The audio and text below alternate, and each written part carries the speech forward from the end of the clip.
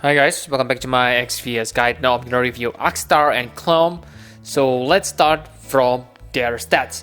So far, their stats are pretty good. Okay, I have nothing to complain. They have fatal damage protection. They have amazing demon and human killer. Actually, for demon, it's only 50%. But yes, nothing to complain. Really good stats.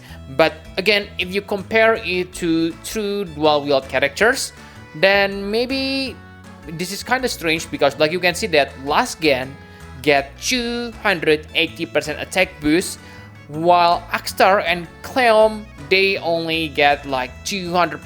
Okay, because like you know that true dual wield can get easier attack boost from item enhancer reward, so I think it's kind of unfair, but it's okay. Nothing, you will see later that it's nothing big deal. Okay, the damage is still pretty high. So let's talk about their normal form. So on normal form, they are absolute mirror of equity chainer. Okay, one thing that I don't like is the mirror of equity chain is locked to ice element. You can deal like 80 times ice damage, and using cooldown ability which available every 5 turns you deal 115 times. So I can say this is just your average number, nothing to complain, but lack of flexibility kinda annoy me. And I don't think that this lock to ice is that important because they able to imbue themselves with ice element and imperil ice element by 120%. Again, my complaint for this is the imbue and imperil are Grandis ability. So maybe on 2-day standard it is not a big deal because battle tends to end below 10 turns even for trial. But again, why they limit this character to get imperil and imbue from Grandis? Because it is simply unfair, especially if you need to dispel the enemy. Okay, so that's my complaint. And like other tech characters, they able to buff the party with killers. This time they able to buff 150% magic and physical killer buff. So yes, they're gonna be useful on dark vision even when you don't use them as a DPS. Okay, for short burst damage, 150% buff gonna be very useful.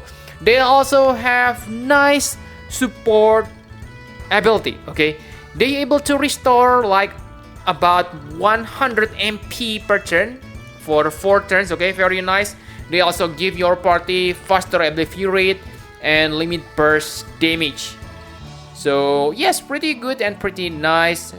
But again, this is nothing special because if you remember, Neo Vision Rain able to do the same for limit burst damage. But still, it is nice because you don't need to cast it every turn.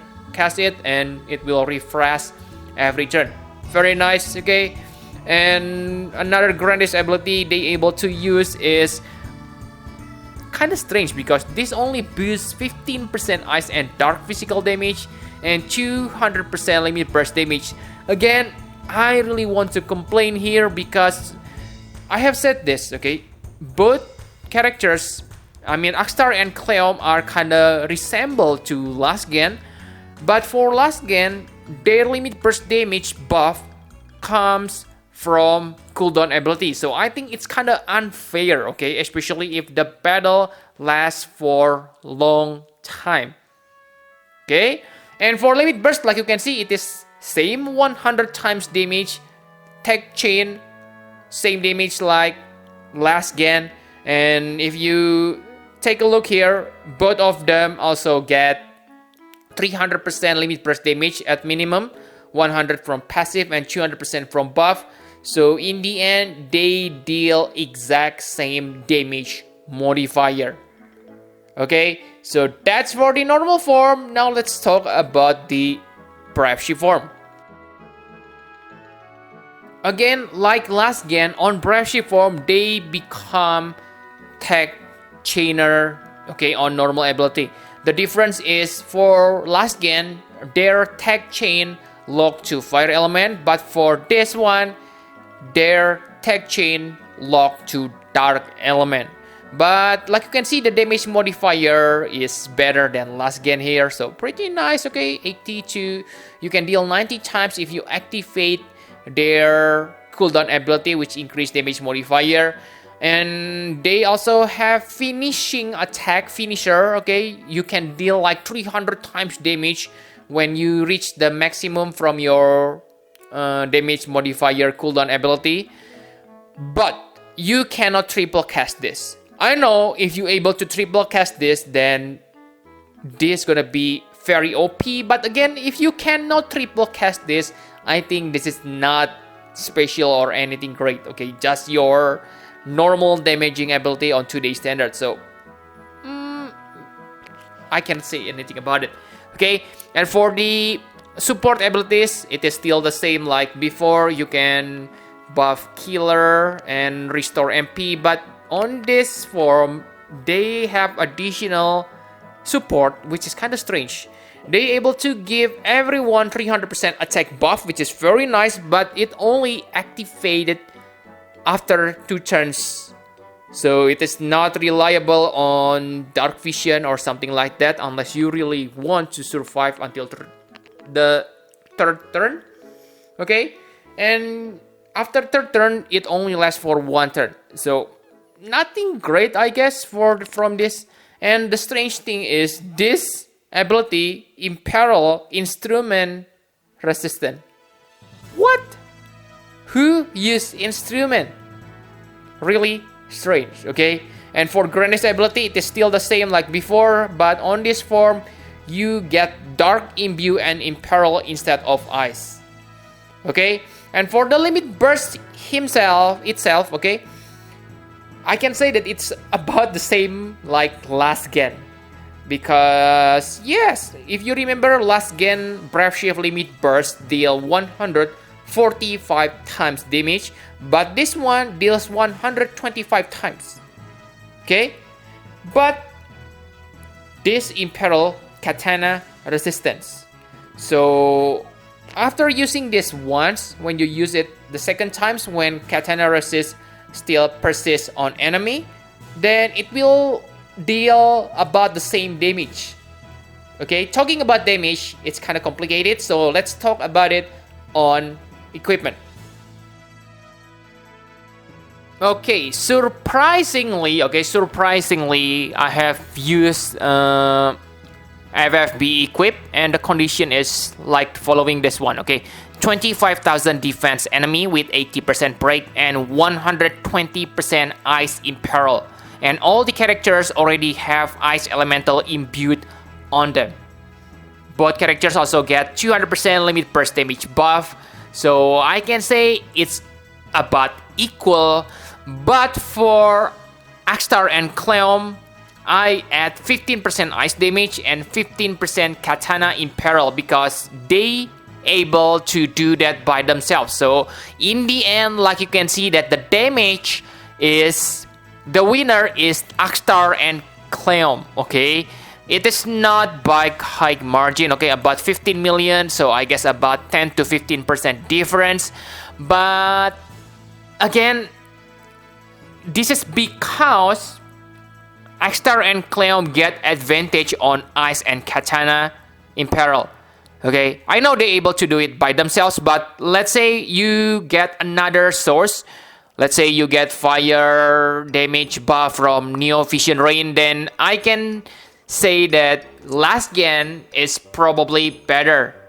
Okay, if you get like 15% damage or like sword imperil, then yes, last gen is better. And yes, this is because they deal maximum. This damage dealt on maximum damage modifier.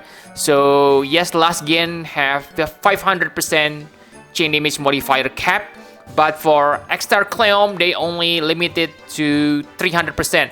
So it's possible that in the future, if you have additional slot left, let's say for Lightning STMR, which increase chain damage modifier cap, then this Acme gonna deal much better damage. In fact, maybe in the future, True Double Hand gonna be meta again when you have access to that Savior lightning STMR. Okay, and remember, for the true double hand characters, they also get advantage in terms of accuracy. And yes, they are easier to chain because they only need 10 elemental chain to reach maximum damage. Okay, so true double hand, I don't like it that much because of flexibility, but it turns out that their damage are not different. Okay, yes, pretty good. So that's all about equipment. Let's talk about my conclusion for Akstar and Cleome. So like you have seen on equipment section that Akstar and Cleome is not a bad character. In fact, when you get Katana Imperil and Ice damage boost, they are better than last gen, the unit that I say better. But again, I think that's kind of unfair because if you get Imperil and Elemental damage boost for last gen, they gonna surpass Akstar and Cleome. Okay, but yes, definitely good character. Okay, not a trash character. And the only thing that make me hate about them is they are not flexible because of true double hand. Okay, like you know that most of time we prefer to equip elemental weapon on secondary hand. Okay, to make the rotation easier and faster on the battle. But yes, being true double hand, it's very hard to do that. Okay, you need to rely on other elemental imbue, and remember, they don't have normal non-elemental attack except for that finisher. Okay, so for last gen, if you are waiting for limit burst or other things, you still have non-elemental absolute mirror of equity chain. But for Akstar Cleome, you don't have that. Okay, you stuck with your finisher skill, which is kind of mediocre if you don't get damage modifier boost. Okay, because you cannot triple cast it. So if you use these characters, let's hope you almost able to use their limit burst on every turn. That's your goal. Okay. And another thing I don't like about them is their STMR and Trust Master reward, because like you can see that this is pretty decent, but it's also very niche. Okay, not many Neo Vision characters gonna equip Katana. Okay, especially true double hand Katana. For the Trust Master reward, you can still use it for your dual wield characters who can equip Katana. But for the STMR, it is really good weapon. Okay, it has really high attack. Probably it is the best two-handed weapon at this point. 207 attack for two-handed weapon, very high. But again, not many characters equip Katana. Okay, from what I can remember, it is only Awakened Dragon Akstar and this one. So only two characters. Good luck if you want to get that. Okay, and for the Vision card, don't get me wrong, Vision card is good. But again, maybe it is not that special because we already have Awakened Dragon Akstar. And yeah, the Katana attack boost is lower than Awakened Dragon Akstar. Okay, not bad, but Katana, Neo Vision Katana users are not that many at this point. So I don't think it's worth to force yourself to get this Vision card. Okay, so I think that's all you need to know about Akstar and Cleome. Thank you very much for watching. Please hit the like button and subscribe to my channel for more Final Fantasy Prep Vs guide. Bye bye guys.